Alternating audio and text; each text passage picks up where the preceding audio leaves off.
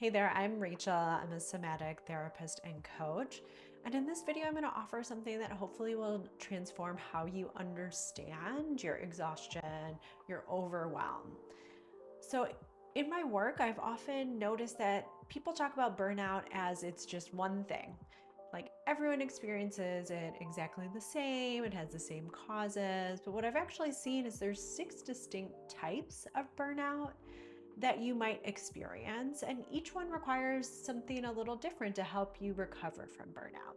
So I'll break down what each of these 6 types are in this video. Hopefully your experience is covered, it resonates with one of these experiences. And then if you stick around to the end, I'm going to give you a little more feedback about what you can do if you experience multiple of these in order to know the first step to take in order to find balance and recover from burnout. The first type of burnout is system overload burnout. And this is when you literally could never complete all the work that you're supposed to do, given the amount of time that you have in the day. This is just constant demands on your time and energy, and it often happens when there's a lack of resources or you're being asked to step it up and do more than is your actual job, when you are literally taking on too many tasks that you could possibly do in a day. And I think it's really important to understand when you're experiencing this type of burnout, this is not a problem that can be managed with productivity hacks or time management problems. It is actually a systemic problem that would require either some level of pushback on your part to take work off your plate, really addressing the systemic issues, or it might require collective change, people organizing to push back against the conditions that are just going to burn anyone out that comes through that system. The second type is a culture clash burnout. So this happens when there's incongruence in the stated mission of the workplace, the organization, and the practices. So they might say that they are a mission-driven organization, but actually what they're prioritizing is profit. Or you are told that you are coming to do this amazing work, you're going to be able to make a huge impact on people. They prioritize stress management, they prioritize wellness, and then you're expected to work 60 hours a week. So this doesn't mean that there's something wrong with you for not being able to just get it together, that you're being too sensitive. It actually means that your system is picking up on this incongruence, and that incongruence slowly can wear down on your system and your energy. The third type is toxic dynamics burnout. This is when there is just a toxic workplace culture. People are gossiping, they are talking shit about each other, there's microaggressions, there's a lack of boundaries. So you might have a type of team where everyone gets like wasted together, but then there's no real safety in the workplace. It's unclear of what's work, what's friendship, and it leads to a place of feeling activated all the time.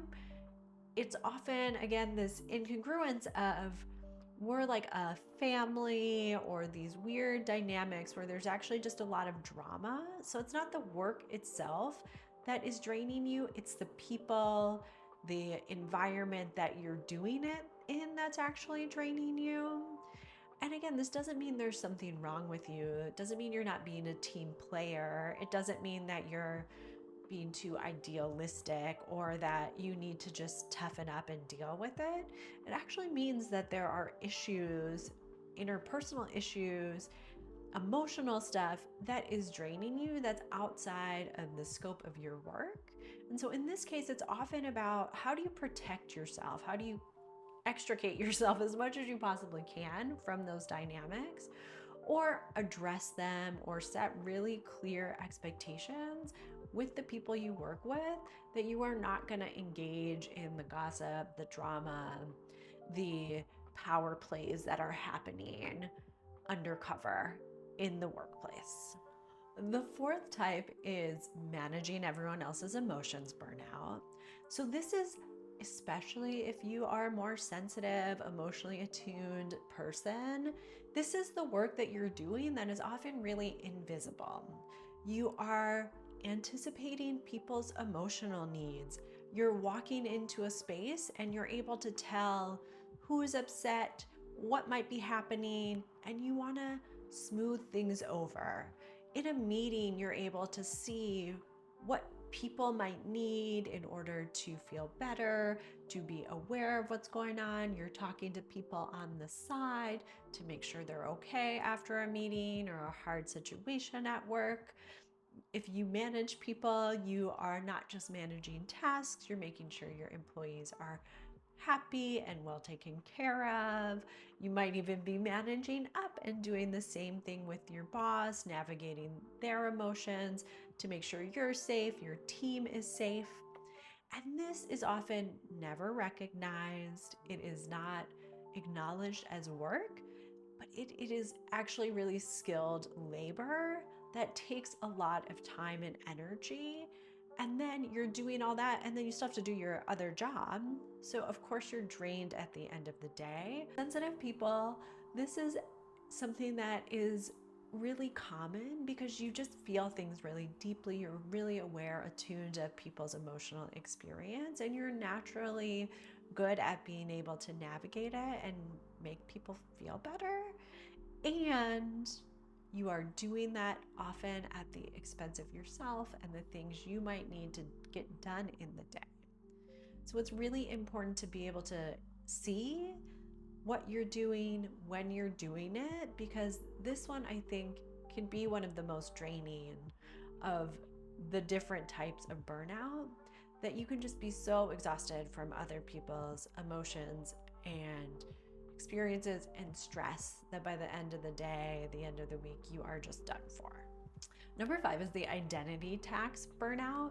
So this is when you are having to navigate racial stress, gendered stress, ableism, any of the isms at work where there's stereotypes. You have to work twice as hard as anyone else to get just as far.